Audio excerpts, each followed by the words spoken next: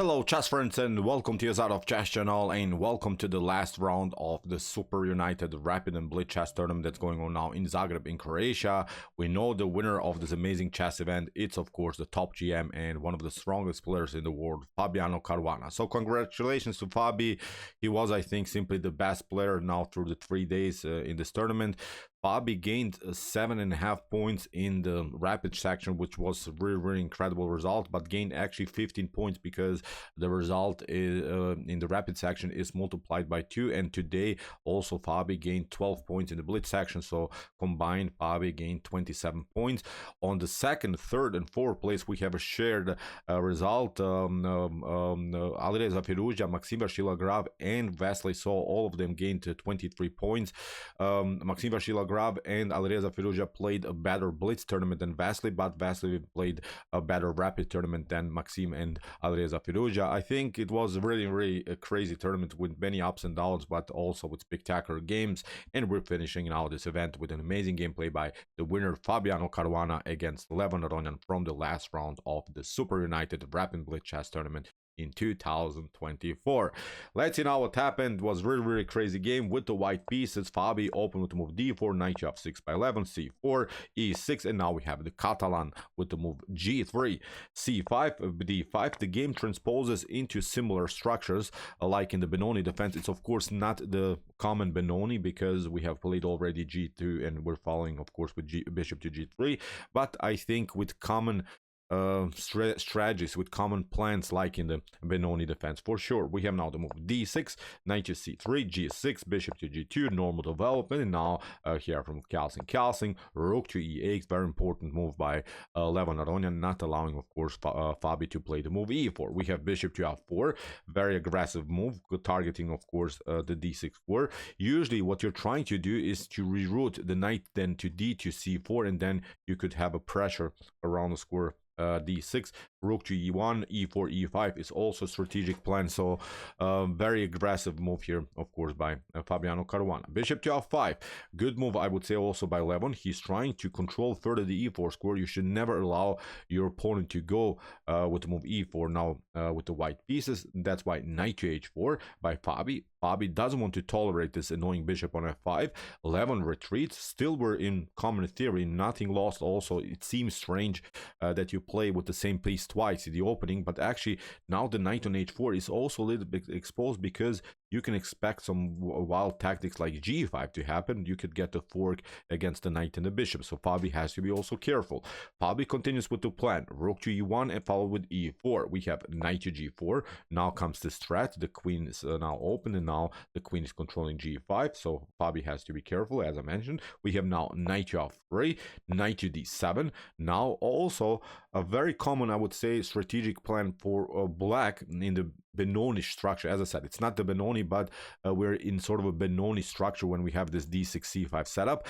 One of the most important strategic plans for black is somehow to keep the position around the square e5 compact. That you see now both of these knights, the bishop, the rook, the pawn on d6 are controlling this very important square e5 in the center of the board. Bishop to g5 by Fabi, queen to b6, and now comes queen to c1. Theoretical novelty by Fabiano Caruana. Usually in chess history queen to b3 has been played, queen to c2 and similar stuff. So queen to c1 actually I think is very cool because you're keeping also your options here on dark square. So I think this is very good improvement of the line here by Fabiano Caruana, where you control the dark squares, control also the b2 square. With the move queen to b3, you're not forced of course to trade off the queens. You're not forced to simplify the game for both sides here. So with the move queen to c1, Fabi is trying to be more flexible, more aggressive in the opening stage. Knight from d to e5, of course the normal plan for black, fixing the position around the square e5, h3, knight takes f3, and now a very good move here I would say again by Fabi, e takes f3. E takes f3 so much better than bishop takes f3. Then after bishop to f3 you could have some problems. Again the knight will come on e5, you're getting attacked, you have to retreat to bishop to protect your pawn on h3, then maybe knight to c4 could happen, and suddenly you could get destroyed by the knight's queen's activity by this powerful bishop on g7. So that's why e takes f3 makes really much more sense, because Now the e file is open, and you see now when 11 played now the move bishop to c8, when he retreated, there's simply no connection now between the rooks. So that's why here 11 Aronian is forced now to make a reaction. He plays now the move rook takes e1, queen takes e1, and now there is a huge threat of queen to e8, followed by after bishop to f8 with bishop to e7, and you could get destroyed. And now, believe it or not, comes even the critical moment of the game. Here 11 Aronian doesn't react correctly. Many of us, I think, would play the move knight to f6, which makes perfect sense. You're controlling the e8 square. If, for instance, bishop to f6 happens, then you have bishop to f6. Okay, you can get a check. You hide with your king. You continue with the bishop pair, and black should be better. Normal stuff. But here, after move knight to f6, Fabi found the brilliant queen to e7, and this is the way to go. There is now still the threat bishop to f6, followed with queen to f6. A better choice was actually to play the move knight to e5, locking out now simply here the e file for white's queen. Then you could, of course, try here with the white pieces to move f4, but then you have a counter attack with h6. You can have this one. Maybe white can also pick up this one, but I think after a couple more moves, the position is pretty equal. White has, of course, this very advanced pawn on d5, which is hard to handle, but black is continuing with the bishop here. I would say a playable game, of course, now for both sides.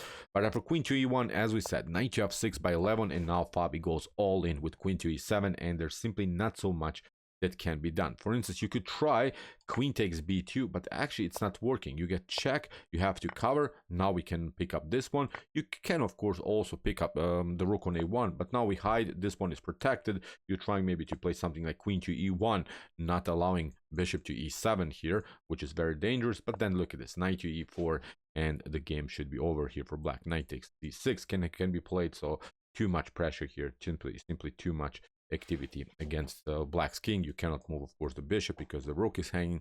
So game over again here for black. So that's why for queen to e7, Levon played the only move here, knight to d7, trying somehow to cover the f8 square, but it's simply not working. This move, knight to f6, that Levon previously played was such a huge blunder. From this point on, the game is really a one-way ticket in white's favor. Fabi continues with queen to e8, good move. Knight to f8, covering, and now rook to e1, simply leaving this pawn unprotected. This pawn doesn't matter because even after queen to b2 that Levon, of course, played, now comes again this idea, knight to e4, followed with knight to d6, knight to f6. Simply too much activity here for black to handle. Queen to d4, Levon is trying to battle, but of course now knight to d6, we have queen to d5, we have knight to c8. Good move again by Fabi. Even if you tried this one, then we have knight to e7, we get the rook, we get the piece, game over again here for black. So that's why for knight to c8, Levon tries this one, gives now the rook for the knight, queen takes d8, and now after queen to g5, we have reached this position in which Fabiano Caruana is up the exchange, has great activities with the pieces, will eventually play f4, bishop to d5.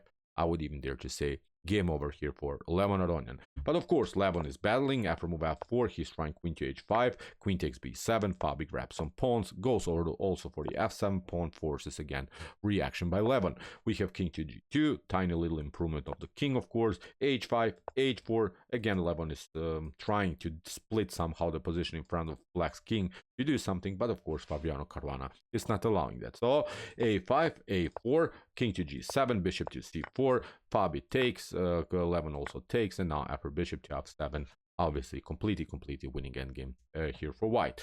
Knight to d7, rook to e6, we have here bishop to e8, Fabi is not rushing, simply improves now the position of the bishop and goes simply for the g6 pawn. Levon takes now this one, Fabi takes out now this one, as that nothing dramatically changes the position. Look at this. Levon lost also the h5 pawn. Okay, he can go for this one, but we can agree, I think, that this is now completely winning. Levon got challenged this way. Fabi goes for this one. Forces again a reaction by Levon Aronian. Fabi goes with bishop to g6, knight takes a4, and now Fabi has here 3 connected passers that are simply winning the game, of course, with the support of the bishop, with the support of the rook. Game over for Levon. But okay, still Levon battles, bishop to c2, knight to b2, h6 check, h7, we have knight to c4, bishop to d3, knight to e3, and after king to f3, bishop to d4, here by Levon protecting the knight. Now Fabi played the amazing h8, the promotion. And in this position, 11 Aronian resigned. After bishop to h8, of course, we can grab now this one with upper hole rook. White is obviously winning this endgame. So, great game by Fabi. I think very important ideas he showed us here in the Benonish structures, especially when he opened the e-file after the trades of pieces around the square f3 was, I think, the critical moment. 11 didn't react correctly. He played the passive knight to f6, allowed Fabi to go with the queen on e7. It was very, very dynamic from that point on. It was simply a huge blunder by 11. But of course, the deserved win by Fabiano Caruana, and he is, as I mentioned in the beginning of the video, the deserved winner of the SuperUnited Rapid and Blitz chess tournament in 2024. Congratulations to Fabi. Awesome, awesome tournament he played. He gained many rating points in the Blitz section, gained 25 points in the Rapid section. Great performance.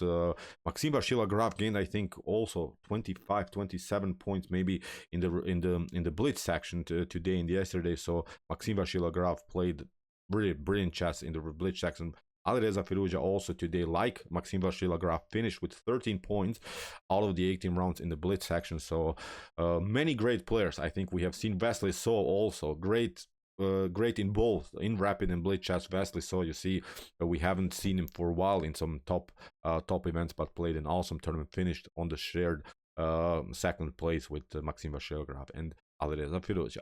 And okay, I hope that you enjoyed my coverage of this event. We'll follow, of course, some next tournaments for sure. If you want to see some other analyzed games here from this event on my YouTube chess channel, here are some games that we have analyzed before. And if you like this content, hit the subscribe button. See you soon with some more videos. And what do we say in the end? Chess is the best, of course.